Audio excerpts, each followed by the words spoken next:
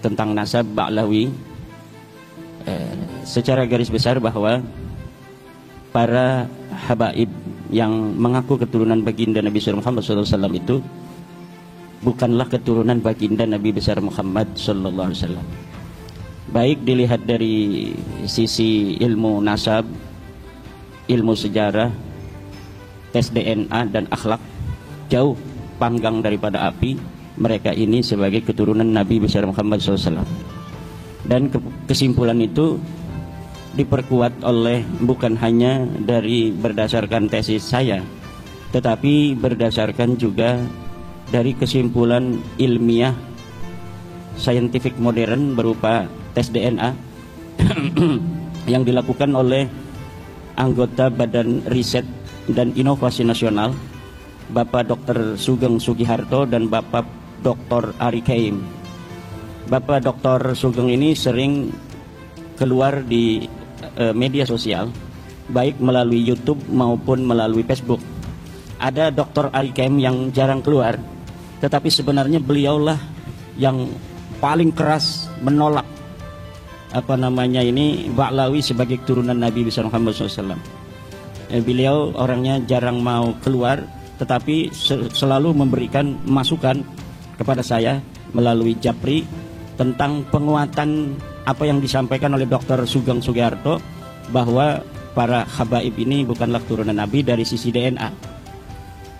Jadi Dr. Ari Kaim ini kebetulan sudah melakukan tes DNA, karena beliau adalah keturunan daripada Ishak, Nabi Ishak bin Nabi Ibrahim. Dan haplogrupnya Dr. Ari Kaim ini adalah J1. Beliau turunan Belanda. Beliau orang turunan Belanda, ibunya orang Indonesia. Sejak zaman penjajahan dulu beliau ini anak Belanda. Kemudian hasil tes DNA pun beliau ini presisi bahwa memang beliau keturunan orang Eropa. Walaupun wajahnya ini sudah mirip dengan wajah-wajah Indonesia, tetapi karena keturunan daripada ayah dari Eropa, beliau ini masih J1 dari turunan Nabi Ishak. Jadi di Eropa itu masih ada turunan Nabi Ishak yang asli. Di Eropa itu ada turunan Yahudi Askenazi, yaitu Yahudi Khazar yang garis perempuan, anak-anak mereka dinikahkan dengan bangsawan-bangsawan di Inggris, bangsawan di Jerman. Kemudian haplogrup mereka ikut ke ayah mereka Eropa, tetapi dari ibunya itu turunan Khazar sama dengan Ba'lawi ini.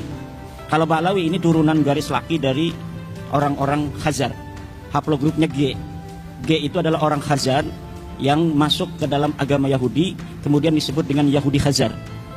Haplogrupnya itu masih G semua. Ada juga di Mesir, orang Mesir yang berhaplogrup G itu cuma satu. Dari mumi-mumi yang ditemukan di Mesir itu semuanya R. Fir'aun itu garis lakinya R. Dan raja-raja di Mesir muminya itu di tes DNA itu hasilnya R. Tapi ada satu makam yang lebih besar, makamnya lebih cantik, lebih indah, itu haplogrupnya beda. Ini aneh para peneliti, kok haplogrupnya G ini? Ternyata bukan turunan Fir'aun, bukan daripada orang Mesir asli. Dia adalah orang Khazar yang punya anak perempuan, dinikahkan dengan Fir'aun. Kemudian anaknya daripada anak perempuannya Yuya, namanya Yuya. Yuya punya anak perempuan, dinikahkan dengan Fir'aun. Kemudian dia bergelar the father of God, ayah dari Tuhan. Karena apa? Mantunya dia ini Tuhan. Fir'aun itu kan, ana rabbukumul a'la, dan dia mengaku sebagai the father of God. Nah, saya pernah nanya sama Dr. Sugeng, Pak Dokter, coba ini dari Ba'lawi ini hasil G ini kan sama tuh dengan Yuya. Apakah ini jalur ponakan apa lurus? Diuji di komputer, ini kayaknya lurus Kiai katanya. Lah itu dari sisi DNA. Kalau dari sisi ilmu nasab itu berdasarkan kitab-kitab yang ada di abad ke-5, ke-6, ke-7 itu kan sudah ada kitab. Jadi kitab nasab di abad ke-5 Hijriah. Ketika Alwi itu katanya wafat tahun 400 Hijriah, itu sudah ada kitab nasab yang ditulis namanya Tahdhibul Ansab karya Al-Ubaidili. Kemudian Al-Majdi di abad ke-5 itu karangan Al-Umari. Kemudian ada Muntaqilatut Talibiyah karya daripada siapa itu? Muntaqilatut Talibiyah. Itu tidak ada nama Ubaid disebut sebagai anak daripada Ahmad bin Isa. Kemudian pada abad ke-6 ada kitab yang disebut dengan kitab Asy-Syajarah Al-Mubarakah. Sama juga tidak ada nama Ubaid disebutkan sebagai anak Ahmad bin Isa. Ahmad bin Isa-nya ada disebutkan anak-anaknya, tapi tidak ada disebut Ubaid punya ayah nama Ahmad bin Isa dan ditulis sebagai turun Nabi, tidak ada. Di abad ke-7 ada kitab Al-Bakhri. Di abad ke-7 juga ada kitab Al-Asili. Ada abad ke-8 kitab As-Sabatul Musan. Abad 9 kitab Umdatul Talib. Itu tidak ada semuanya itu yang menyebut Ubaid itu adalah anak daripada Ahmad bin Isa. Lalu kapan mereka itu mengaku sebagai turun Nabi? Ya di abad 9. Ada seorang Ba'lawi namanya Ali bin Abu Bakar As-Sakran. Dia menulis sebuah kitab namanya Al-Burqatul Musyiqah. Lalu dia menuliskan silsilahnya sampai ke Rasulullah melalui Ahmad bin Isa itu. Jadi tertolak di situ. Tertolak karena tidak berdasarkan kesamaan data antara yang diakui dan yang telah dicatat oleh para ulama di abad sebelumnya. Nah, dari situlah kecurigaan itu kemudian membawa saya untuk meneliti lebih jauh setiap nama-nama itu yang diklaim oleh Ba'lawi sebagai imam. Ubaidillah itu jadi Imam Ubaidillah. Dia seorang mujtahid, sama dengan Imam Syafi'i gitu. Saya cari di hari hidupnya Ubaidillah, yaitu 383 Hijriah dia wafat. Ternyata di abad itu tidak ada satupun kitab fikih yang mencatat nama Ubaidillah sebagai imam. Kitab sejarah di Hadramaut, di Tarim, yang menyebutkan nama seorang ulama namanya Ubaid tidak ada. Tidak ada sama sekali. Baik Ubaid maupun anaknya Alwi yang katanya seorang muhaddis, perawi hadis, tidak ada disebutin. Alwi punya anak namanya Muhammad, tidak ada, ini orang fiktif semua. Muhammad punya anak namanya Alwi, fiktif juga, nggak ada orangnya itu. Alwi punya anak namanya Ali Qoli Qasam, nggak ada orangnya itu. Sejarahnya ditulis itu pada abad 10-11 dengan begitu tinggi beserta keramat-keramatnya, tidak terverifikasi di dalam kitab-kitab di mana dia hidup. Berbeda dengan Syekh Abdul Qadir Al-Jailani. Syekh Abdul Qadir Al-Jailani ada di abad ke-6. Itu kitab abad ke-6 mencatat orang yang hidupnya bareng bahwa di Baghdad ada seorang Ibnul Jauzi. Ibnul Jauzi itu satu masa dengan Syekh Abdul Qadir Jailani. Itu Ibnul Jauzi menulis kitab, dia mencatat nama Syekh Abdul Qadir Jailani, seorang ulama besar, pengarang kitab. Kemudian dia ahli dalam bidang ilmu tasawuf. Dhaharat karamatuhu 'alal mala. Keramat-keramatnya muncul di hadapan orang. Itu dicatat. Itu bukti bahwa sosok ini ada. Tapi kalau seorang yang hari ini dikenal ulama besar di abad ke-4 seperti Ubaidillah, tapi sama sekali tidak ada jejak-jejak peninggalan, baik berupa tulisannya maupun ditulis oleh muridnya, ataupun diceritakan oleh orang lain yang semasa hidupnya dengan dia, maka sosok itu tidak bisa dikatakan sosok yang eksis, tetapi dia adalah sosok yang fiktif. Seseorang yang namanya diciptakan, sejarahnya kemudian dibangun untuk diatribusikan sebagai leluhur mereka. Padahal pada masanya nggak ada orangnya dengan kesejarahan yang seperti disebutkan pada abad ke-11, ke-12, ke-13 Hijriah itu. Kebanyakan kitab-kitab Ba'lawi yang menerangkan tentang leluhur mereka itu dikarang sejak abad 9, tapi belum rapi sejarahnya oleh Ali As-Sakran di abad 9, 895 Hijriah.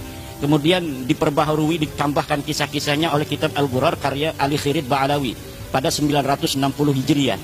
Kemudian ditambah lagi lebih sempurna sejarahnya itu, jadilah Faqih Muqaddam itu di dalam kitab Al-Masra'ur Rawi abad 11. Nanti di abad 12 ngarang lagi lebih hebat lagi keramat-keramatnya sampai Mi'raj segala macam itu.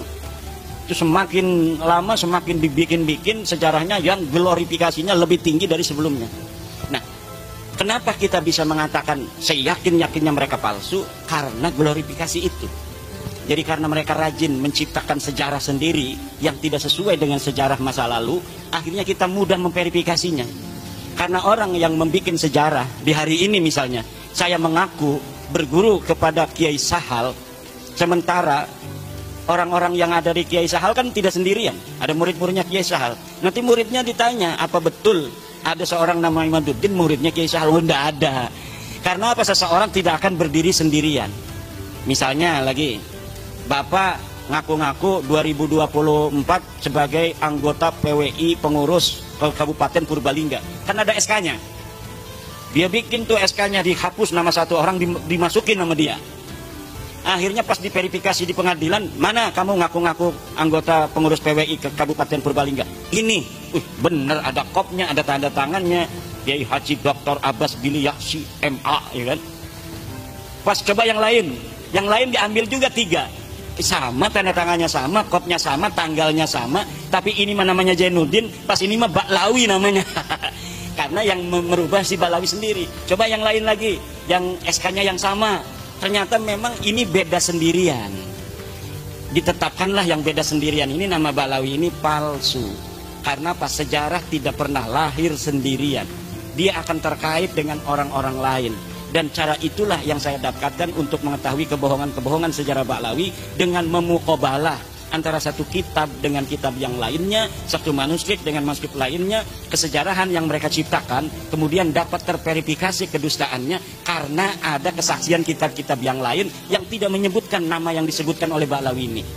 Contoh, sebentar lagi, Muhammad Shahid Mirbad, katanya dia ulama besar yang ada di Mirbad. Dia guru dari Imam Al-Qal'i. Saya cari Imam Qal'i ini siapa? Ulama besar. Disebutkan di dalam tulisan orang lain, Imam Qal'i ini adalah ulama paling besar di Mirbad. Siapa gurunya? Tidak ada gurunya disebut Muhammad Shahid Mirbad.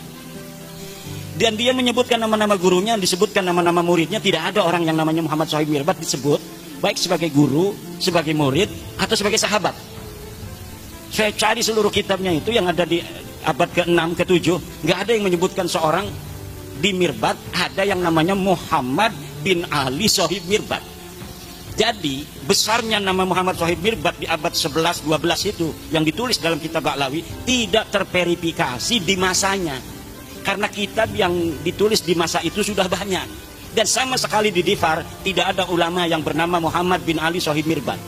Bahkan nama Shahid Mirbad terverifikasi nama orang lain. Jadi ada sebuah kitab menyebutkan Shahid Mirbad itu untuk seseorang namanya Muhammad Al-Akhal Al-Manjawi Sahibu Mirbad.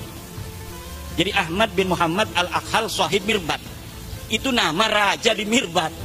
Diambil nama Shahid Mirbadnya itu menjadi gelarnya dia. Muhammad bin Ali-nya diciptakan. Muhammad bin Ali-nya diciptakan dan terverifikasi nama ini fiktif. Begitu pula keramatnya Paki Muqaddam. Muqaddam bisa mi'raj segala macam, tidak ada. Tidak ada orang di masa Paki Muqaddam yang menulis Paki Muqaddam sebagai ulama, tidak ada. Jangankan keramatnya besar, sebagai ulama saja tidak ada.